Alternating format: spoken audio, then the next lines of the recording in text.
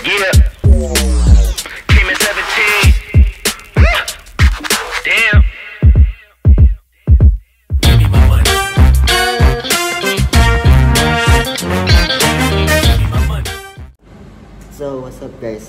Dito ngayon tayo sa clinic, Paris Hair Clinic. Ito magpapaano ko ngayon, PRP kung tawagin. Plasma rich platelet ba yun? Parang ganun siya.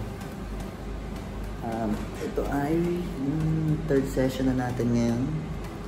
So, every 20 days pumupunta ako ngayon dito para magpaturok ng aking white blood cells.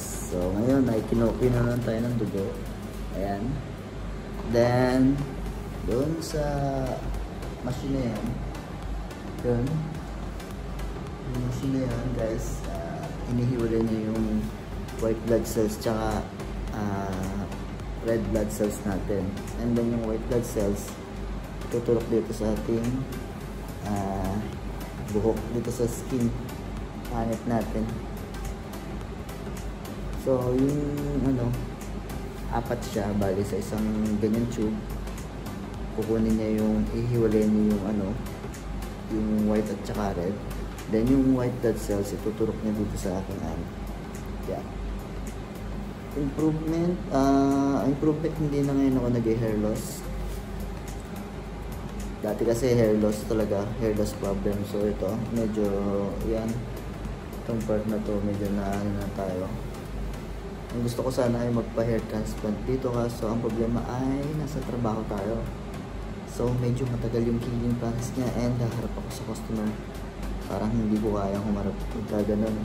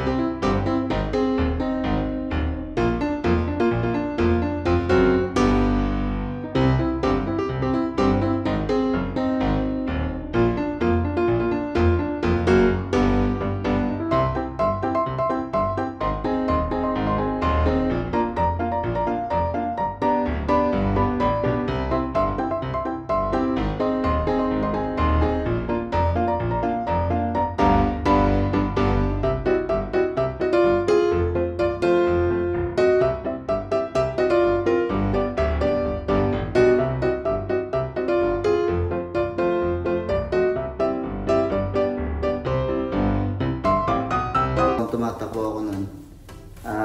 The first day and the second day, tapos hanggang 15 days. Habang pag naglalakad ako, parang inaano yung aking ulo. Then, second day naman, second session to. Wala na, hindi na siya masyado masakit. Parang masanay na.